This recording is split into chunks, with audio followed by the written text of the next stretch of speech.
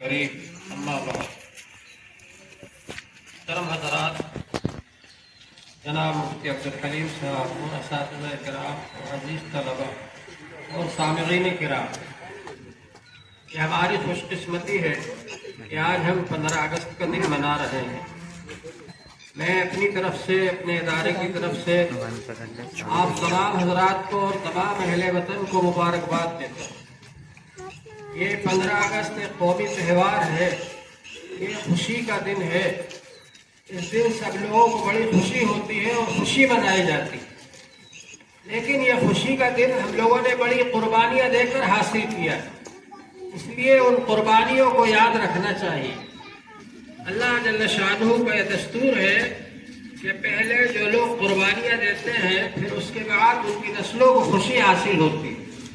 تو ہمارے بزرگوں نے جو قربانیاں دی اپنی جانوں کی، وہ اس بات کو سمجھ رہے تھے کہ ہم کو شہید کر دیا جائے گا، انگریز ہماری جانوں کو ختم کر دیں گے، اس بات کو وہ سمجھ رہے تھے۔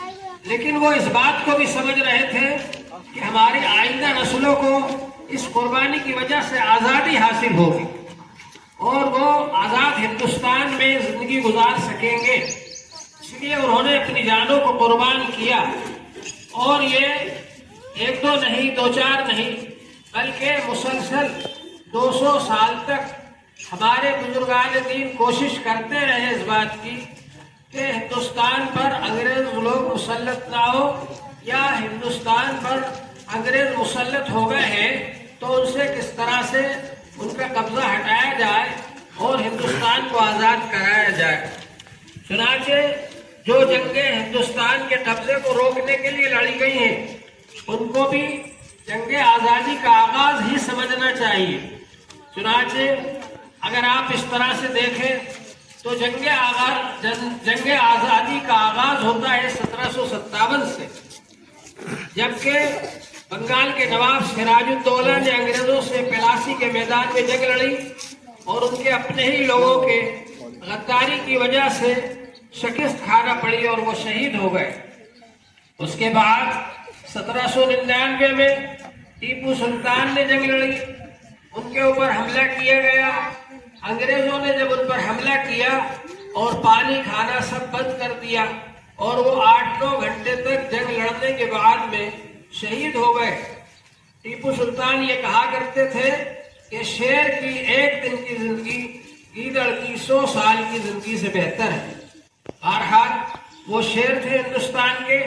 جب ان کو شہید کر دیا گیا تو ان کی لاش پر کھڑے ہو کر انگریز کمانڈر نے کہا تھا کہ آج ہندوستان ہمارا ہے۔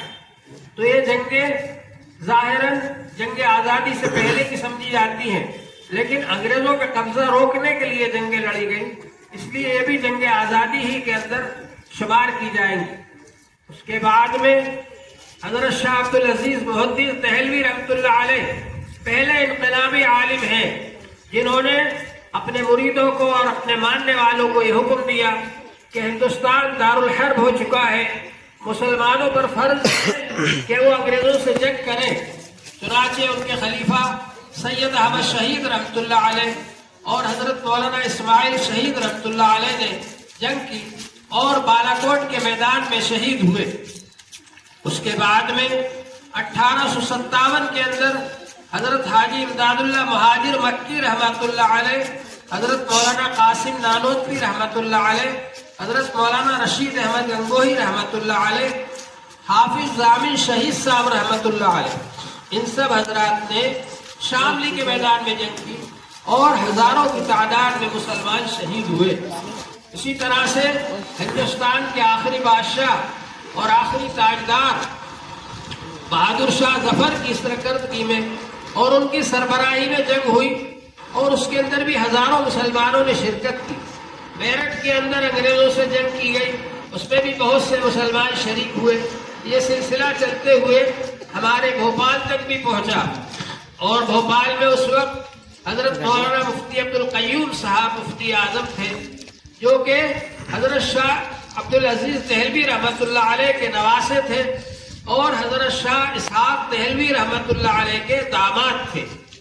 انہوں نے یہاں پر فتویٰ دیا، بہت سارے علماء کرام ان کے ساتھ تھے اور اس کے نتیجے میں सीहोर के अंदर जंग हुई।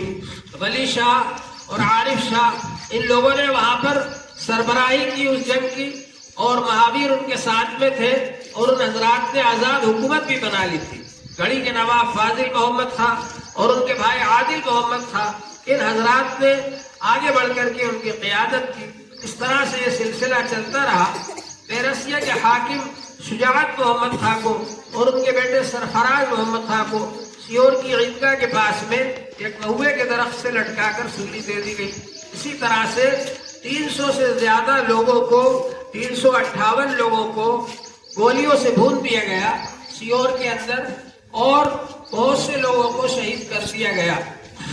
ये सब 1857 की जंग में हुआ, और उस वक्त इन लोगों ने सीहोर में आजाद हुकूमत भी कायम कर ली। लेकिन फिर अंग्रेजों की फौज आई महू से, और भोपाल से भी फौज गई, और उन लोगों ने जाकर फिर सीहोर पर दोबारा कब्जा कर लिया। बहरहाल हमारे बुजुर्गों ने जंगें लड़ी हैं। उसके बाद में शाहजहां बेगम साहबा के जमाने में नवाब सिद्दीक हसन साहब रहमतुल्लाह अलैह ने अंग्रेजों के खिलाफ कोशिशें की, जिसके नतीजे में उनसे नवाबी का खिताब छीन लिया गया, और उनको जो 5 तोपों की सलामी दी जाती थी और उनके जो एजाजात थे, अलकाबात थे, वो उनसे सल्ब कर लिए गए। उसके बाद भी सिलसिला चलता रहा। दारुल देवबंद को इसी मकसद के लिए कायम किया गया कि हिंदुस्तान से अंग्रेजों की हुकूमत को खत्म किया जाए। उस वक्त जबकि हिंदुस्तान गुलाम था और दूसरे लोग बड़े बड़े राजा महाराजा वो सब अंग्रेजों की गुलामी कबूल कर चुके थे, और अंग्रेजों के खिलाफ बोलना कोई आसान काम नहीं था। अंग्रेजों के खिलाफ खड़े होना कोई आसान काम नहीं था। हजरत शेखुल हिंद मौलाना महमूदुल हसन साहब रहमतुल्लाह अलैह ने रेशमी रुमाल की तहरीक चलाई, और वो तहरीक चलते चलते हमारे इलाके तक भी पहुंची। चुनाचे इस तरह से हजरत शेखुल हिंद की तहरीक को आलमी तहरीक बनाने में हजरत मौलाना हुसैन अहमद मदनी रहमतुल्लाह अलैह का हाथ है, जिन्होंने 18 साल मस्जिद नबवी में दर्स दिया और वहां से अपने शागिर्दों को तैयार करके दुनिया भर में भेजते थे। जिस तरह से हजरत शेखुल हिंद रहमतुल्लाह अलैह की तहरीक को आलमी बनाने में हजरत मौलाना उबैदुल्लाह सिद्दी रहमतुल्लाह अलैह का हाथ है, जो रूस भी गए और जगह जगह उन्होंने दौरे किए आज़ादी के लिए। इसी तरह से हजरत मौलाना बरकतुल्लाह भोपाली ने भी हजरत शेखुल हिंद रहमतुल्लाह अलैह की तहरीक को आलमी तहरीक बना दिया। हजरत मौलाना बरकतुल्लाह भोपाली भोपाल में पैदा हुए, और सीहोर में नमक वाले चौराहे पर जो अंग्रेजों के खिलाफ तहरीकें चलाई जाती थी उसमें भी जाकर के वो शरीक हुआ करते थे। और उसके अलावा उन्होंने ये हजरत शेखुल हिंद रहमतुल्लाह अलैह की तहरीक से जुड़ करके पूरे हिंदुस्तान में, बल्कि हिंदुस्तान से बाहर जाकर के इंग्लिस्तान में, जापान में, अमेरिका